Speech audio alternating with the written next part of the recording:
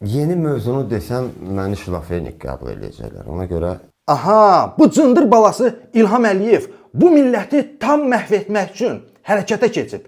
Xəbəriniz var da, oğraş İlham Əliyev artıq mərd və vicdanlı insanları həbsxanaya yox, dəlixanaya göndərir. Və bunun birinci qurbanı reper Elşad Xosi oldu. O, Sibrizdə çıxış etməyə imtina elədi. İlham Əliyev isə növbəti gün onu dəlixanaya göndərdi. Elşad Xosi həqiqətən də mərd insanlardan idi. O, ikinci adamı idi ki, Cəlal Əliyevdən sonra Mirşahini yerinə otuzdurmuşdu. Bu kadrlar yadınızdadır. Ваш Миршаин и ваш Вахид подонки. Поэтому они именно...